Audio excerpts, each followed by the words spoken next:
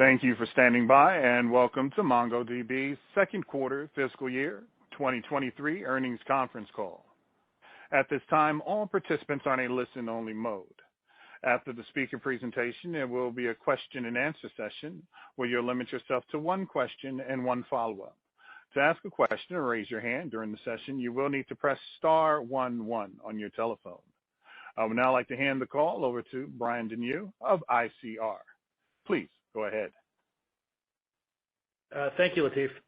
Good afternoon, and thank you for joining us today to review MongoDB's second quarter fiscal 2023 financial results, which we announced in our press release issued after the close of market today.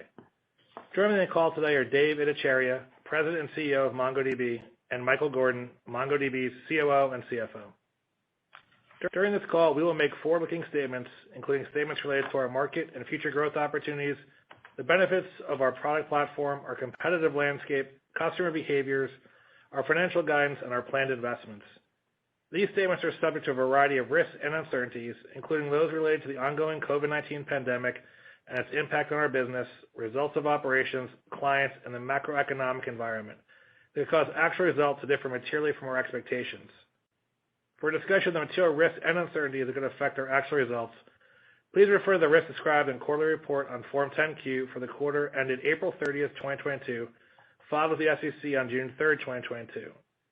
Any forward-looking statements made in this call reflect our views only as of today, and we undertake no obligation to update them except as required by law. Additionally, we will discuss non-GAAP financial measures on this conference call. Please refer to the tables in our earnings release on the investor relations portion of our website for reconciliation of these measures to the most directly comparable GAAP financial measures. With that, I'd like to turn the call over to Dev. Thanks, Brian, and thank you to everyone for joining us today. I will start by reviewing our second quarter results before giving you a broader company update. Let's start with our second quarter financial results. We generated revenue of $304 million, a 53% year-over-year increase and above the high end of our guidance. Atlas revenue grew 73% year-over-year, representing 64% of revenue, and we had another strong quarter of customer growth, ending the quarter with over 37,000 customers. Overall, we are pleased with our performance and execution in Q2 despite the challenging macro environment. Let me give you a bit more context on what we saw in Q2. The new business environment remains robust, as evidenced by our record increase in direct sales customer count. We have seen no change in deal activity and sales cycles. We believe our strong new sales performance is a demonstration of the critical business value our developer data platform delivers and our superior go-to-market execution. As we have said in the past, nearly every organization uses software to drive their value proposition. Consequently, these organizations seek modern solutions that make their developers more productive. Furthermore, retention rates remain strong, further evidence that MongoDB is a non-discretionary spend for our customers. As expected, we did see the macro environment weigh on the growth of Atlas consumption. As we discussed last quarter, it's important to understand that this slower than historical consumption growth is a result of slower usage growth of our customers' underlying applications due to macro conditions. Our customers' spend on our platform is well aligned with the performance of their business. In the current environment, some businesses, and consequently their applications, are growing more slowly. Michael will address the second quarter consumption trends in more detail. Let me tell you how we are navigating the current environment. First, we are doubling down on velocity.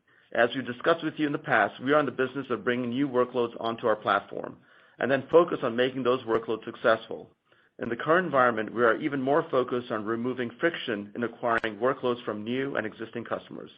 The strength of our new business performance in the first half of the year demonstrates our success in this area. Second, we will continue to invest for the long term and will make investments in our growth initiatives and platform capabilities where we are generating strong returns. We have never taken a growth at all costs approach, and we will remain vigilant and prioritize our highest return areas. We are confident that the recent consumption trends will improve as the macro environment normalizes over time.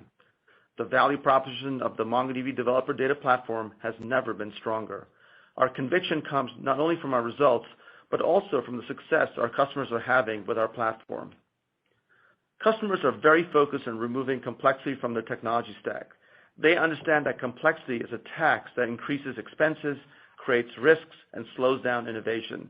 They're increasingly turning to our developer data platform to address this challenge. A multinational trillion-dollar financial services company chose MongoDB to power the next-generation trading platform to cover all of their various trading businesses with one solution. Since launching the new service, the customer has been able to decommission 8 legacy trading systems and realize cost savings of almost $50 million in annualized expenses. A leading Canadian security provider migrated its IoT and AI security platform away from an open-source relational database to Atlas. With the ability to use MongoDB's native sharding to distribute their database over lower-cost instances, the company has been able to significantly reduce their database spend by 60%, which is particularly compelling given the open-source nature of their prior solution. Another one of our customer priorities is to invest in their core competencies and outsource or eliminate everything else. They understand that clinging to the old ways of delivering innovation is not only time-consuming, but also incredibly expensive. A global travel technology leader is in the process of getting out of the business of managing their own data centers. They turned to MongoDB in order to modernize a key legacy application and move it to the cloud. The Monolithic application was originally built on Oracle and Elasticsearch, but the customer decided to migrate the application to Atlas because they couldn't meet their timeline and performance requirements with their existing solution. A Web 3.0 pioneer started off by building and managing their own computing infrastructure. However, the development team quickly reached a point where they were overwhelmed by day-to-day tasks of managing the infrastructure. By migrating to MongoDB Atlas, the company saved 3 years in development time and reduced the need to hire 40 developers. Finally, in this environment, as any other, customers understand that high performance and scalability are critical to their success. A Fortune 500 consumer technology leader turned to MongoDB to replace its existing compliance platform as it needed to double the performance while lowering cost and enabling real-time visibility of operations. MongoDB was able to address the performance requirements while lowering cost by 70%. One of the world's largest healthcare companies, historically an Oracle shop, was unable to meet their desired performance expectations and had to spend tens of thousands of hours just to maintain their existing environment. Over the last few years, they have implemented MongoDB for their most demanding new projects, such as their COVID vaccine application, as well as their digital health app. Perhaps the best way to illustrate how the perception of MongoDB has changed is to review our relationship with one of the world's premier commercial investment banks. 4 years ago, a senior executive at the bank told me that he didn't think MongoDB was ready to be declared a standard for their mission-critical applications. At the time, they had a myriad of relational and non-relational technologies deployed across their organization. Since then, not only did the bank become more focused on and confident in moving workloads to the cloud, but the bank's leadership team also observed how overwhelmingly popular MongoDB had become with their development teams across the organization. As a result, they decided to make MongoDB one of their enterprise standard offerings as part of their journey to the cloud. In the second quarter, they signed a multi-million-dollar agreement as a sign of their desire to use MongoDB as a preferred platform for mission-critical workloads. Our customers are not only excited about our current product offering, but also by our roadmap. We received enthusiastic feedback at this year's MongoDB World about our developer data platform vision, as well as our product announcements. To highlight a few, we announced Queryable Encryption, an industry-first feature that allows customers to query data while it remains encrypted. Given the heightened focus on security and privacy, this announcement received a lot of attention from both customers and the academic community, and currently over 60 companies, the majority of whom are Fortune 500 customers, are in development with this feature. We also announced Relational Migrator, a product that simplifies the process of migrating workloads off relational databases and onto MongoDB. Our early access program is oversubscribed, and we're getting great customer feedback. Given most companies' increased focus on cost management, we believe this technology will accelerate customer confidence in replatforming applications off relational databases. We also received positive feedback related to our analytics announcements. Most notably, Atlas Data Federation and Atlas Data Lake Storage are seeing healthy early adoption in use cases related to the ingestion, data transformation, and querying of large volumes of data to provide greater insights from data generated by applications on Atlas. Now I'd like to spend a few minutes reviewing some additional customer wins and interesting use cases from the second quarter. Leading German retailer Conrad Electric built an online B2B marketplace on MongoDB. Turning to MongoDB for its simplicity as the marketplace grew, it moved from MongoDB Community Edition to Atlas for further scalability and to reduce management complexity. Conrad Electronics database now hosts over 8 million active SKUs, which is estimated to reach 100 million SKUs by 2024. Locus Robotics, a leading warehouse robotics company, leverages Atlas to store data uploaded from their physical warehouses, including metadata, logs, configurations, and reports.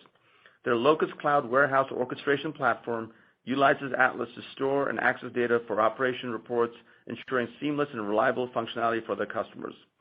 Locus Robotics selected MongoDB Atlas because they needed a fully managed data platform that allowed them to build faster and handle vast amounts of data. In their efforts to improve their automation processes, e-commerce platform Rent the Runway selected and implemented MongoDB Atlas as the database platform to streamline how garments were sorted and cleaned in their fulfillment centers. With Atlas, Rent the Runway is able to seamlessly extract data and real-time analytics from the robotic sorting arm and X-ray machines, resulting in a 67% decrease in processing time. In summary, I'm pleased with our execution in the second quarter. Despite macroeconomic uncertainty, we are focusing on what we can directly control, namely bringing new customers and new workloads onto our platform. The breadth of adoption across many use cases gives us continued confidence to judiciously invest across our business to best position ourselves to fully capitalize on a long-term market opportunity. With that, here's Michael. Thanks, Dave. As mentioned, we delivered another strong performance in the second quarter, both financially and operationally. I'll begin with a detailed review of our second quarter results and then finish with our outlook for the third quarter and full fiscal year 2023. First, I'll start with our second quarter results. Total revenue in the quarter was $303.7 million, up 53% year over year. As Dave mentioned, we saw a continued strong new business environment and experienced no noticeable change in sales cycles. To us, this is an indication that we remain a top priority for our customers. Shifting to our product mix, Enterprise Advanced exceeded our expectations, driven by upsells to existing customers. Moving on to Atlas. Atlas grew 73% in the quarter compared to the previous year and now represents 64% of total revenue, compared to 56% in the second quarter of fiscal 2022 and 60% last quarter. As a reminder, we recognize Atlas revenue based on customer consumption of our platform, and that consumption is closely related to end-user activity of the application, which can be impacted by the macroeconomic environment. Overall, our performance this quarter was strong, and we're pleased with our results. We do think it's helpful to provide investors some incremental context around the puts and takes that we are seeing in consumption trends. As you probably recall, on our Q1 call, we shared with you that we were starting to see the impact of macroeconomic uncertainty on Atlas consumption in certain pockets of our business, and discussed with you the framework on how we expected the macro impact to play out for the rest of the year. Let me update you on our performance compared to this framework in Q2. Starting with our self-service channel, you'll recall that we experienced slower than historical consumption growth in Europe in Q1 and in the US in May. The May consumption patterns generally continued for the remainder of Q2, and self-serve did modestly better than our expectations. Moving on to the mid-market channel. For context, the customers in this channel tend to be traditional medium-sized businesses. This channel tend not to be traditional medium-sized businesses. This channel includes a disproportionate share of digital native, fast growth companies that have built their businesses on MongoDB. Our expectation that the mid-market slowdown we saw in Europe in Q1 would become global in Q2. This is what we experienced, but the slowdown was more significant than we had expected. Specifically, the digital native subset of the mid-market experienced slower growth in their applications as a result of macroeconomic conditions, and therefore their underlying consumption growth of MongoDB slowed as well. Finally, turning to enterprise, our largest channel. As of Q1, we had not seen an impact on consumption, but we expected a modest impact to manifest itself in Q2. Here, consumption growth was above our expectations in North America, while in Europe we experienced greater than expected macroeconomic headwinds. The slowdown in Europe was evident across all subregions and industries. Turning to customer growth. During the second quarter, we grew our customer base by over 1,800 customers sequentially, bringing our total customer count to over 37,000, which is up from over 29,000 in the year-ago period. Of our total customer count, over 5,400 are direct sales customers, which compared to over 3,600 in the year-ago period. Q1 was a record quarter of direct customer net additions, which speaks to the popularity of our platform and the relevance of our value proposition. As a reminder, our direct customer count growth is driven by customers who are net new to our platform, as well as self-service customers with whom we've now established a direct sales relationship.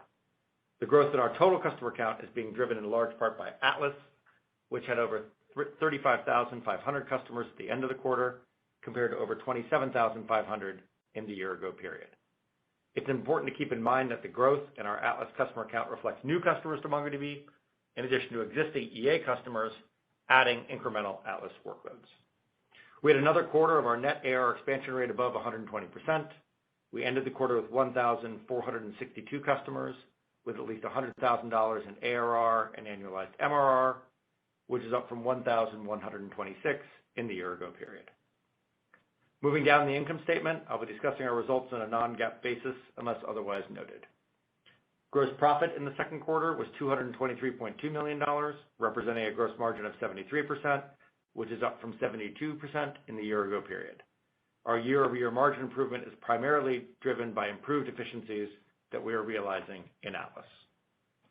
Our loss from operations was $12.4 million, or a negative 4% operating margin for the second quarter, compared to a negative 2% operating margin in the year-ago period. As a reminder, in Q2, we saw the return of large in-person events, most notably our flagship event, MongoDB World, which attracted approximately 3,000 attendees to the Javits Center in New York. Net loss in the second quarter was $15.6 million, or 23 cents per share, based on 68.3 million weighted average shares outstanding. This compares to a loss of $7.7 million, or 12 cents per share, on 63.4 million weighted average shares outstanding in the year-ago period. Turning to the balance sheet and cash flow, we ended the second quarter with $1.8 billion in cash, cash equivalents, short-term investments, and restricted cash. Operating cash flow in the second quarter was negative $44.7 million. After taking into consideration approximately $3.9 million in capital expenditures and principal repayments of finance lease liabilities, free cash flow was negative $48.6 million in the quarter. This compares to free cash flow of negative $22.7 million in the second quarter of fiscal 22. I'd now like to turn to our outlook for the third quarter and full fiscal year 2023. For the third quarter, we expect revenue to be in the range of $300 million to $303 million. We expect non-GAAP loss of operations to be in the range of $10 million to $8 million, and non-GAAP net loss per share to be in the range of 19 cents to 16 cents, based on 68.9 million estimated weighted average shares outstanding. For the full fiscal year 2023, we expect revenue to be in the range of $1.196 billion to $1.206 billion.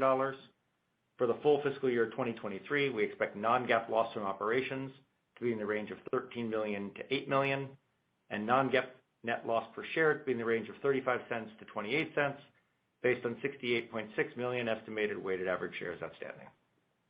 I'll now provide some more context around our guidance. First, we expect the Atlas consumption trends we experienced in Q2 to continue for the remainder of the year.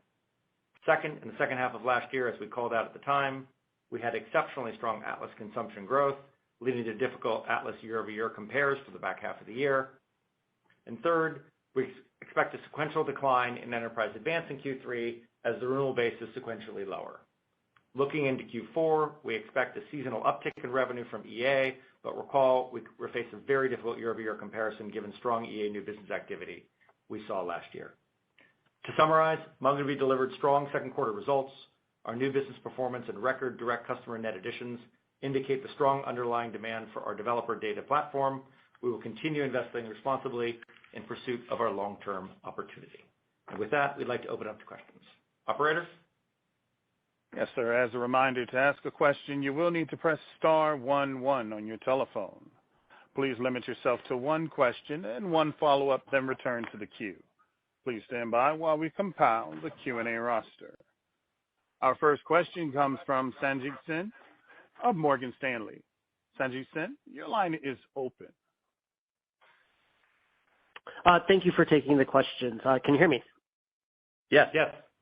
Okay, great. Thank you for taking the question, and congrats on the strong deal activity and momentum in Q2. I had a couple of clarifying questions, Michael, on kind of the profile in terms of the different trends that we see across the business. how much of the mid-market how much does the mid-market represent as a percentage of ARR? I think self-serve is pretty straightforward to figure that out. But between the split between mid-market and enterprise, what's the relative size of those? And did you see going into August things sort of sustaining coming out of July, or did things get worse, or did things modestly improve? Yeah, so in general, the mid-market is a small portion of the overall direct business and therefore the business overall. And in terms of August, August was consistent with what we experienced in Q2. Understood. And then just a question on the operating income guidance. That did come down versus your prior guidance. I was wondering if you could provide more context there on what seems to be a higher level of OpEx spend in the back half. What's driving that? Where are those investments going? Thank you. Yeah, a couple different things. From a macro standpoint, if you take a step back, we're investing relative to our long-term opportunity. We have very fractional penetration and continue to see, robust new business. As you think about the business more holistically, new customers and new workloads are what really determine the long-term outcome and the long-term success. And so we continue to invest in sales and marketing and in the R&D of the platform to position ourselves to capitalize on that long-term opportunity. As it relates to expansion of existing workloads, which is sort of the other piece of the equation, that's more relevant in the short term, not as relevant in the long term. And so that's where we've seen the slower growth that we've described. And so we're continuing to take a long-term orientation. We're obviously not doing that in a vacuum or with blinders on. We've always maintained a high level of financial discipline and scrutiny, and we continue to prioritize, the highest level, investments and, constantly, monitor things to make sure that we're being appropriate in terms of positioning ourselves for the long run. Understood. I appreciate the context, Michael. Thank you. Thank you. Thank you. Our next question comes from the line of Raimo Lenschow of Barclays. Raimo Lenschow, your line is open. Thank you. Two quick questions from me as well. Dave, can you talk a little bit about in your prepared remarks, you had quite a few interesting customer stories in terms of people standardizing on you, some very big deployments on Atlas Enterprise. What are you seeing in terms of where you are on that journey there in terms of people kind of putting much bigger workloads onto the platform than a few years ago when people were trying and testing it out versus now putting like proper stuff on there? Like, what are you seeing there and where are we on that journey? And then one for Michael, on EA, you kind of talked about sequential decline in Q3 as well. Can you talk a little bit about the drivers there? Because is that kind of cloud transit and more guys going to the cloud now, and that's impacting that negatively? Is that consumption? Can you just give us an idea so that we get a better idea about the run rate there? Thank you. Hi, Raimo. To your first question, we've been essentially being used for mission-critical applications for some time now, and that's evidenced by almost every bank on Wall Street is using us for some important use case. We have large Fortune 500 companies in industries like telecom, media, tech, healthcare, et cetera, who are using us for very mission-critical use cases. I would say that we're still early in the journey in terms of having greater share in those large accounts. And you've heard us talk about our focus on focus accounts. We're bringing more resources to bear to really drive the expansion of those existing accounts and get more workloads on our platform. And that's, as Michael mentioned, going well.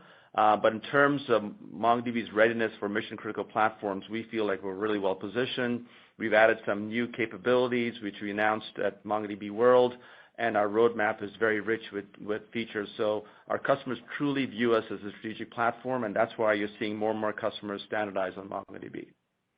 Yeah, and Raimo, on your question on EA, as you know, we manage the business on a channel basis, not a product basis, but certainly want to try and call out some of the trends so that people can kind of put the guide in context and some of the things that we're thinking about.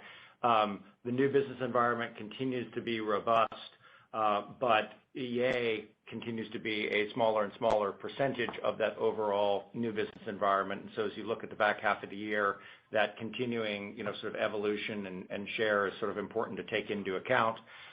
In addition, EA is subject to 606 accounting and the term license component there, which adds into the increased variability and reduced comparability that we see period to period.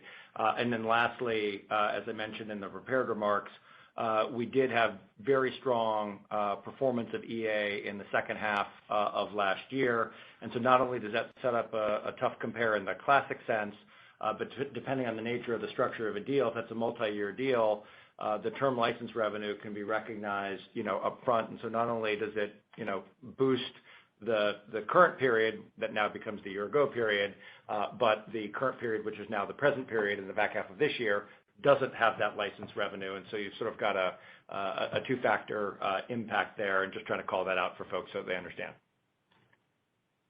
Thank you. Our next question comes from Kash Rangan of Goldman Sachs. Kash Rangan, your line is open. Hi, thank you very much. One for Dave and one for Michael. Dave, we talked about these big customer wins.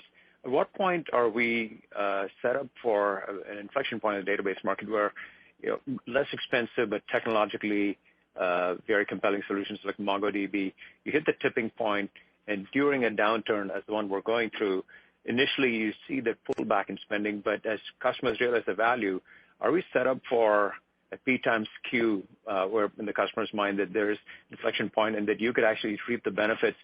Typically during these transitions, the compelling price performance technologies gain share relative to the more expensive incumbents. So wondering what your thoughts are in that regard. And Michael, one for you, as you walk through the tougher comparisons in the second half of the year, is that because of Atlas momentum? And if so, how does calendar 23 shape up if you project out these Atlas trends, and what are the things that we should be expecting as far as normalization of growth rates are concerned? Thank you so much. Hi, Kash. Thanks for your question. On your first question, I just want to remind everyone we're not seeing any change in deal sizes or sales cycle times. I think your point about as customers face this macro headwind, is there an opportunity for them to essentially drive more efficiency in their business? And we're definitely seeing customers starting to do that. We're definitely seeing customers look at their legacy platforms and recognize how expensive and brittle those platforms are, and are more motivated to move on to more modern platforms like MongoDB. Frankly, that to help customers in that journey, that was the motivation for us to release the Relational Migrator product, because this is not a new trend, to help customers just reduce the cost of moving off relational to MongoDB. And I think you're going to see more and more customers take a hard look at their legacy infrastructure and think about modernizing potentially sooner than later. Yeah, I would just, to your second question about sort of second half and compares, I walked through the EA compare. On the Atlas compare, yes, last year we had very strong cohort expansion in Q3 and in Q4 that leads to, difficult compares.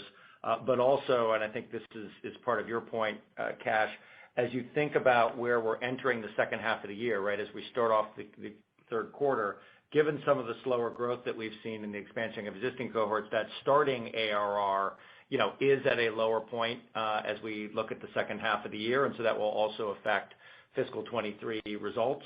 Obviously, we're not providing fiscal 24, guidance on this call, and we'll look to do that on the March call, but certainly how the next 6 months, play out will impact kind of the starting position for fiscal 24. Thank you. Our next question comes from DJ Hynes of Canaccord Genuity. DJ Hynes, your line is open. Hey guys, thanks for taking the question. So Dave, Snowflake has increasingly talked about its evolution to a cloud app development platform. In some ways, it sounds similar to the vision you've laid out for Mongo's developer data cloud. I know you and I have talked about this, but I still get the question from investors. Can you just talk about where you see the intersection of those efforts and where the key differences lie today? Yeah, thanks, DJ. So first of all, I want to make it clear to everyone that we don't see Snowflake in any deals, right? So in terms of customer buying behavior, there's no confusion. Obviously, there is acknowledgement that there is potentially a trend of some overlap between analytics and operational or OLTP stores. And what we believe is that the future analytics will really be powering more intelligent applications, which is essentially automating human decision-making that is done today using existing BI tools and data warehouses. So when you think about how apps become more sophisticated, it's really all about software and automation, which is really a developer challenge. And one thing I think we've proven is to know how to build tools for developers to be more productive and more effective. And so that's what we plan to do. And I should also point out that this trend of developers doing more, we've already seen, say in the DevOps space, where developers have taken on more of the operational responsibility that operators in data centers used to do, or in the security space, where developers are taking on more responsibility for security, and there's a whole advent of new security-focused developer tools. And we think the same thing will happen in analytics, where developers will basically embed more analytics into building smarter applications. Yeah, that's great color and a helpful explanation. Michael, a follow-up for you. Just what does the strategy become with the mid-market digital natives that seem to be getting hit the hardest in terms of their consumption trends? I mean, is it just about waiting it out, or how do your conversations with those customers change given that dynamic? Yeah, I think it's a couple different things. There are two flavors here, and again, I would just sort of go back to this, way to look at the market and how it floats through in terms of the numbers. There are new customer wins, right? So that, new companies are obviously being created regularly in that digital native part of the mid-market, that subset. And we continue to have, a very strong value proposition there. We continue to resonate. We continue to be, a platform of choice, as it relates to that. In terms of the consumption side, and that's ultimately what's most important for the long term. And so our ability to land those customers, to continue to have success with those customers, is a long-term asset and accretes to sort of long-term value proposition. In the short term, depending on how long the current macroeconomic environment goes on, as we see slower growth, from those customers, that will impact numbers, in the short term, but that's a relatively, small part of the equation. If I think about the long-term opportunity and what relative, market share we have and everything else, it's sort of fairly early on. And so obviously we've got to sort of navigate, through that period. And we talked about sort of our desire to keep an ability to keep sort of a close, pulse on things. But that's really how we think about it. Thank you. Our next question comes from Karl Keirstead of UBS. Your question, please, Karl Keirstead. Cool. Maybe I could just ask you about what assumptions you're embedding in your guidance. I think one thing that investors took comfort from, at least I did on the last call, is your assumption that things get worse. So I just wanted to make sure I understand what you're assuming. Are you indeed assuming that things get worse in the second half from what you saw in July? One would assume so, given that you didn't carry the full 2Q beat into your full year raise, but I just would love to clarify. Thank you. Yeah, sure. So I think when you think about our second half assumptions, we generally think that they're broadly in line with what we experienced in Q2. Okay. Got it. And then if I could ask a follow-up, just building on the last question around these digital native customers, you probably don't want to, specifically size it, but I think it might be helpful. Like, what is MongoDB's exposure to that customer segment? And was there anything specific to your vertical exposure that is worth calling out in 2Q?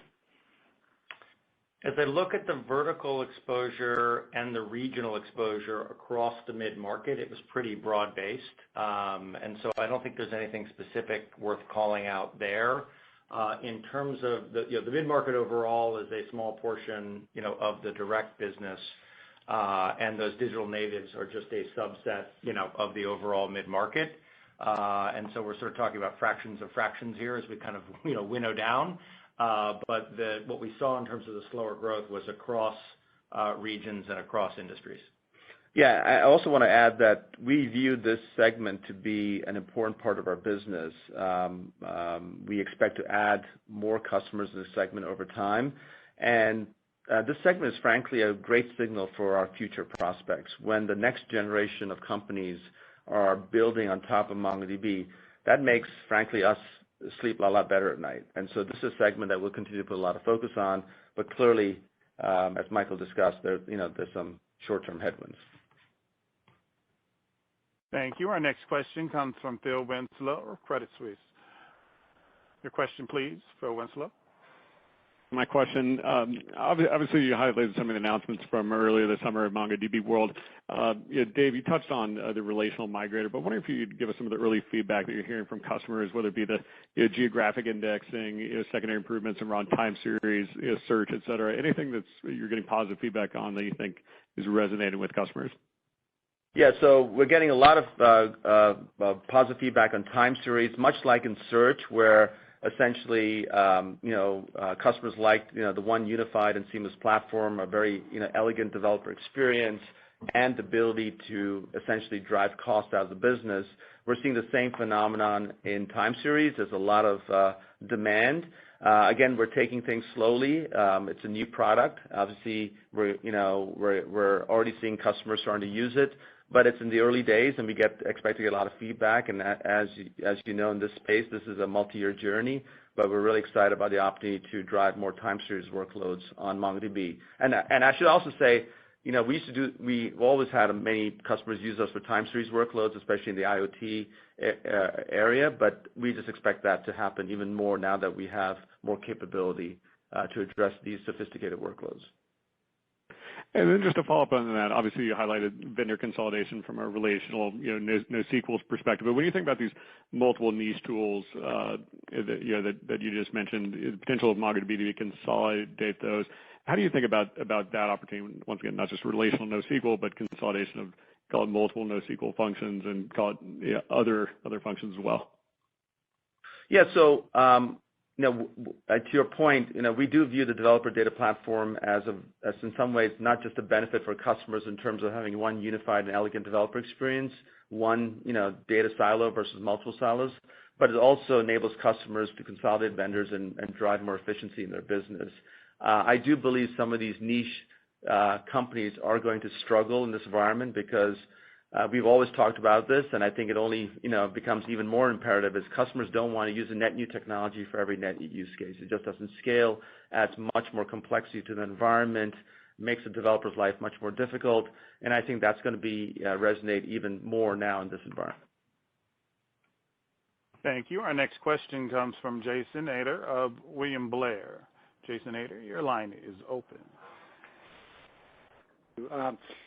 Guys, in thinking about the lower op income guide, are you basically saying that the mix of new customers versus existing customers is different than what you expected a quarter or two ago, and basically new customers are more expensive to transact with? Is that the right way to think about the lower op income for the year guidance?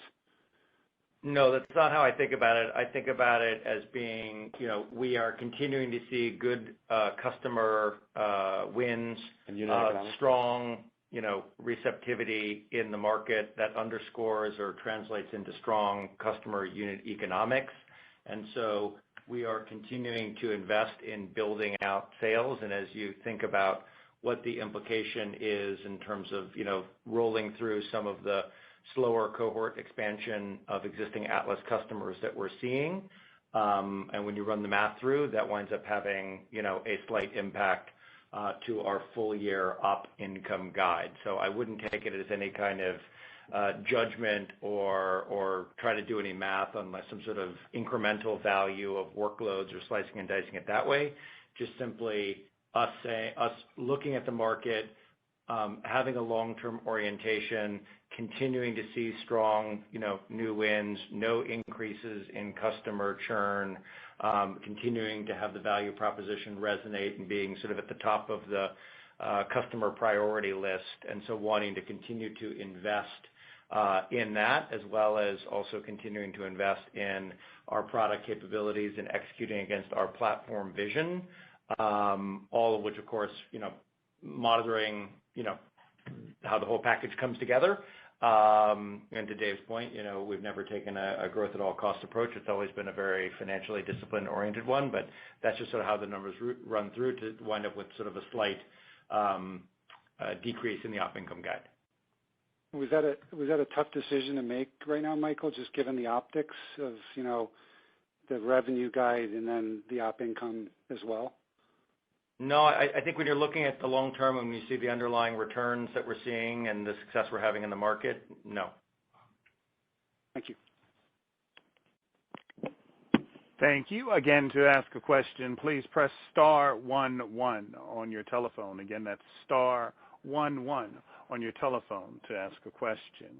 Our next question comes from the line of Mike Cikos of Needham & Company. Please go ahead, Mike Cikos. Hey guys, thanks for getting me on here, and I do apologize if this was recapped already. I've just been juggling a couple of different earnings calls tonight.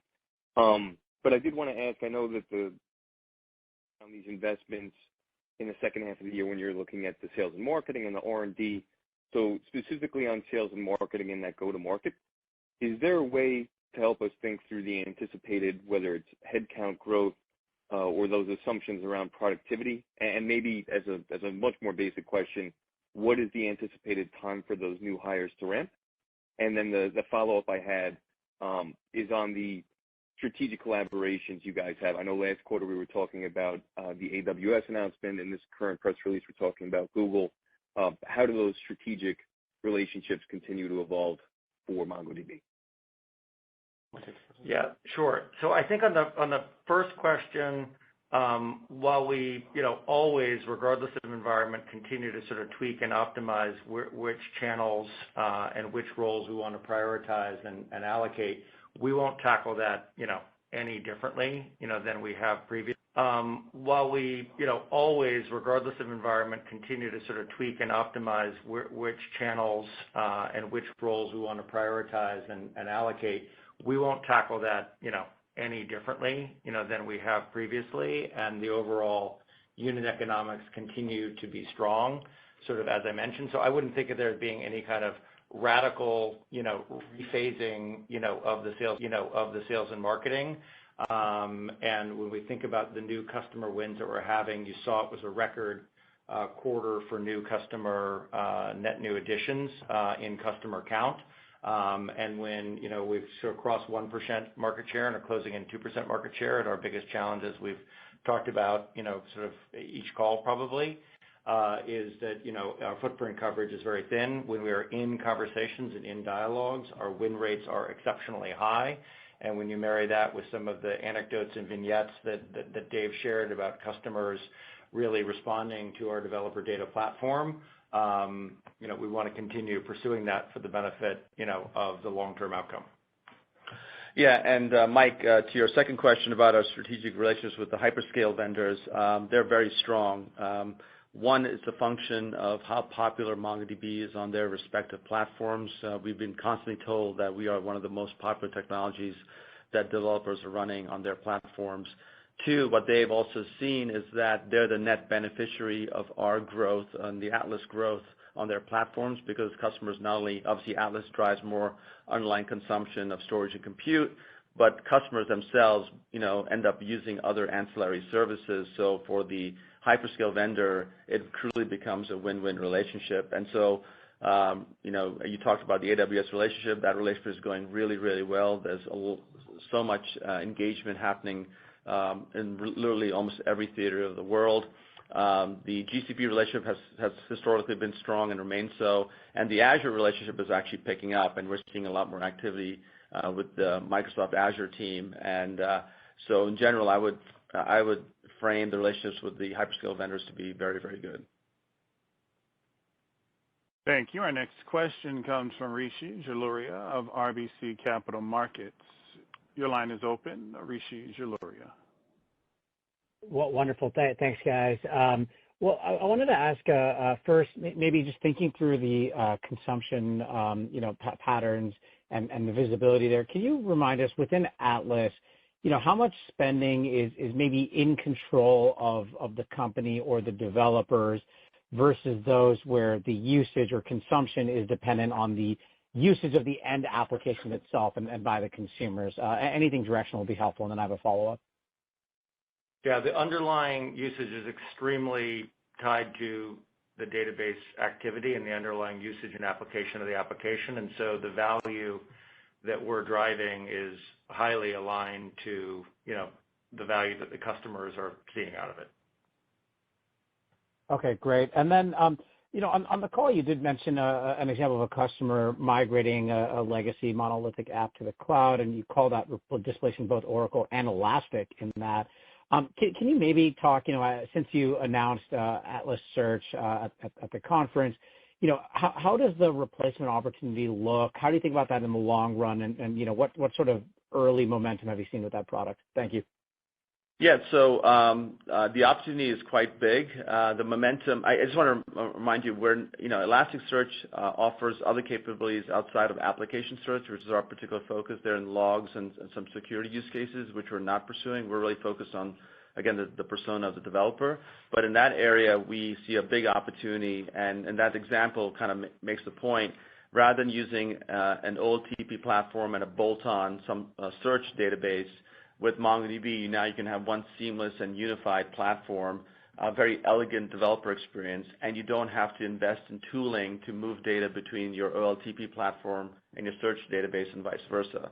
So that enables the customer to have a much more effective and performant system than using multiple solutions, and customers are really resonating with that. And to your question about how things are going, we don't see any market constraints. Frankly, we're trying to enable our sales force as quickly as possible all around the world to really get comfortable and conversant in kind of addressing this use case with our customers, and we're quite excited about the opportunity.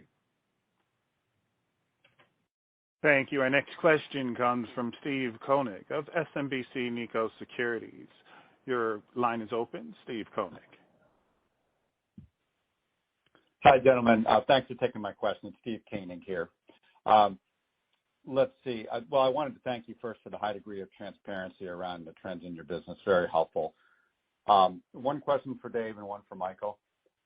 Dave, as you're talking with existing customers that know you well, and they're looking at deploying Atlas for new workloads, new applications, what's the tone of those conversations, and how is that aspect of your business kind of trended in Q2? And kind of what bigger picture, kind of what are your customers saying about their willingness to invest, kind of given macro uncertainties here?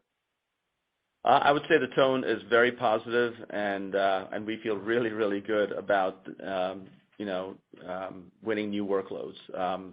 The morale of our sales force is very high. They're very excited about the opportunity in front of them. And so we feel really, really good about the opportunity to add both new customers as well as new workloads onto our platform. And that's a huge priority for us, in the back half of the year as well. Terrific. Thanks for that. And Michael, for you, so you helped us understand what was behind the lower operating income guide with some granularity. But maybe if I could just back up and just make it super kind of simple for me. So you're raising your revenue guidance, but you're lowering the operating income guidance. And so the delta is spending. And so I guess, would I be correct in concluding that you're accelerating the pace of spending in the second half versus what you previously anticipated? And if so, kind of in what areas? So that's all I have, and thanks again. Yeah, thanks, Steve. It's not quite how I think about it. I think when you look at the investments that we're planning on making, they're primarily in both sales and marketing and R&D for all the reasons that we've previously discussed, both in terms of increasing our footprint coverage as well as executing, against our product roadmap.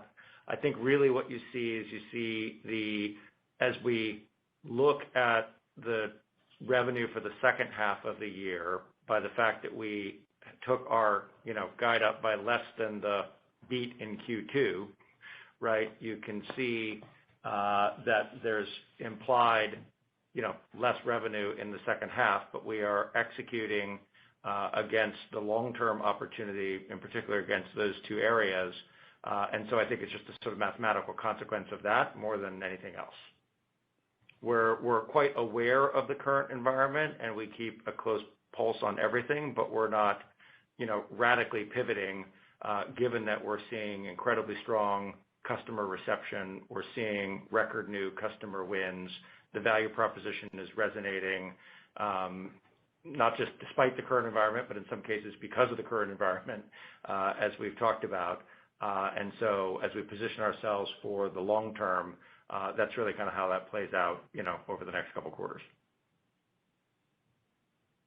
Thank you. Our next question comes from Brent Bracelin of Piper Sandler. Your line is open, Brent Bracelin. Thank you for taking the question. Can you hear me? Yes. Hey, Brent. Okay, great. I thought I heard a little click there. So good afternoon. I wanted to, Michael, start with you here. If I look at the implied second half guidance and actually drill down into the implied Q4 revenue guide, it is well below the normal Q4 seasonal uptick that we typically see in this business. How much of that guide is tied to EA, the ratable components of EA, and the fact that there's less visibility you have into some of those larger EA ratable deals? Just trying to, it does look like the guide implies Q4 will be, well below normal seasonal patterns. So just trying to, double click into what you factored in there on EA. Thanks. Yeah. So a few different things. Thanks, Brent. A few different things. One, yes, we have continued to assume that EA continues to be a lower portion, of the business, and we talked about our expectations for Q3 in terms of EA being down sequentially, and so that's certainly a factor. Secondly, I probably should have started with this, but as we do run the business on a channel basis, and the sort of products have to come out, but we do have to have some point of view on products in order to come up with our revenue forecast.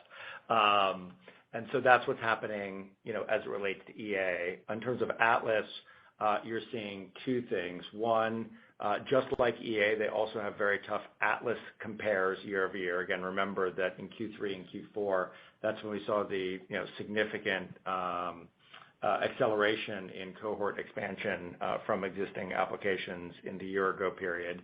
And then the third thing that I'd say is we're entering the back half of the year, meaning we start Q3 with less in the way of ARR than we would have had we seen historical trends. And then when you start to flow that through, even if you instantly reverted to normalized levels, you would wind up with less revenue in the back half of the year. We are also assuming that the trends that we saw in Q2 continue in the second half of the year. And so the guidance that we provided for the second half of the year really is the output of all of that.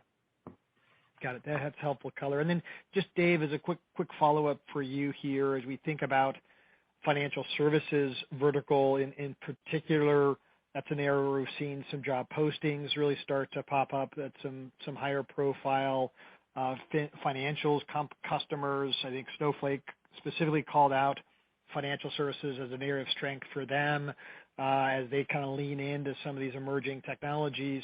What are you seeing in financial services, and maybe just double click a little bit more on that specific vertical and what you're seeing? Thanks.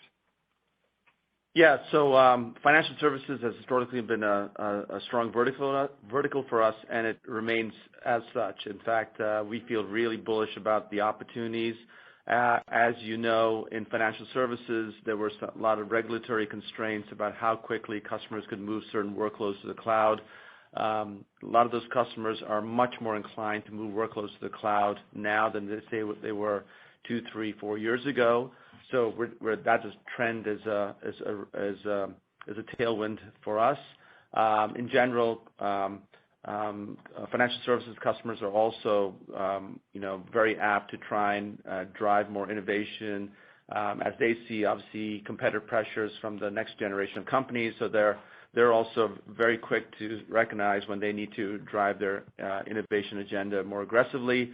Obviously, MongoDB comes to play. And then in term 3, financial services historically is a company to try a lot of technologies to see ultimately who's going to be the winner in any particular sector.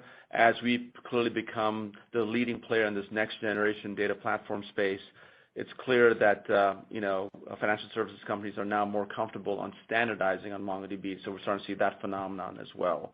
And so I think in general, we expect financial services to be a big part, of our plans for the long term. Thank you. Our next question comes from Tyler Radke of Citi. Tyler Radke, your line is open. Thanks for taking the question. Michael, I just wanted to go back to make sure I understood kind of what your underlying assumptions and commentary are on the macro environment. So I guess just first, how should we think about the relative sizing of these digital native customers that you're calling out? Is this kind of mid-single digit % of revenue?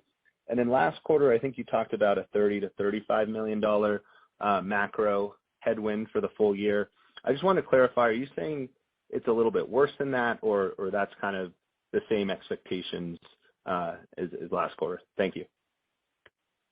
Sure. Yeah. Thanks, Tyler. So remember, the mid-market is the smallest piece of the overall direct customer sales channel, and the digital natives are a small subset of the mid-market. So again, as I mentioned earlier, we're sort of talking about fractions of fractions. And then in terms of your question around how did Q2 and how did basically how's the back half of the year compare? As I called out in the prepared remarks, we had some areas that were better than expected. So self-serve, enterprise in North America, overall new business activity in general were all to the positive. In terms of the existing consumption or the sort of growth of existing applications, it was weaker in Europe across the board, meaning both enterprise and mid-market, and then mid-market sort of without regard to industry, or geography. And so a little bit of pluses and minuses, as you think, relative to sort of the stake that we put in the ground back in June. And then in terms of the second half of the year, obviously, as I mentioned earlier, we have, our effective outlook is worse than it was in June, but we're assuming that the trends that we saw in Q2 continue for the balance of the year.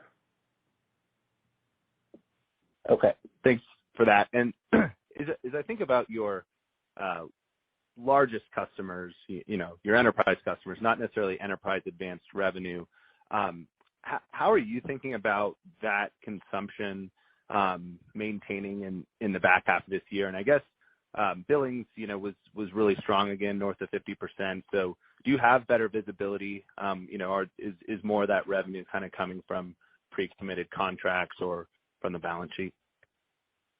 Yeah. So if you think about the enterprise channel on a product mix basis, obviously it will be, disproportionate or more representative of EA, relative to Atlas, although we are increasingly seeing Atlas and the Atlas value proposition resonate at the high end of the market, as well.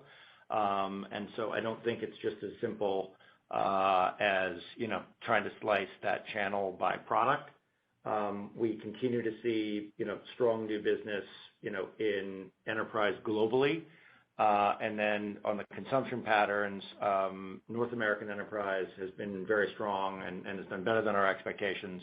And as I mentioned, Europe being a little weaker.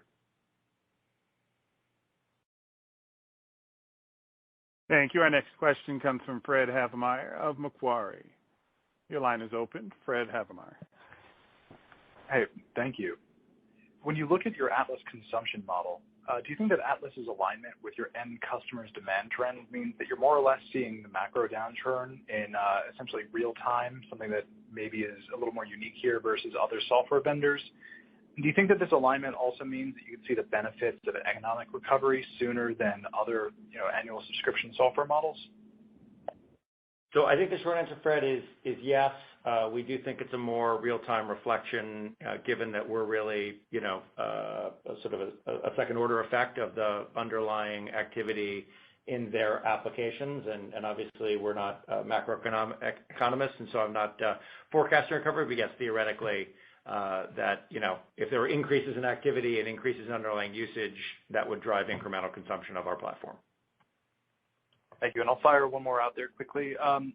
We got quite excited about Queryable Encryption, and I wanted to ask less about Queryable Encryption, but more about just generally your innovation, because using structured encryption, very interesting. You're always at kind of the bleeding edge in an already technical market in terms of products and functionality.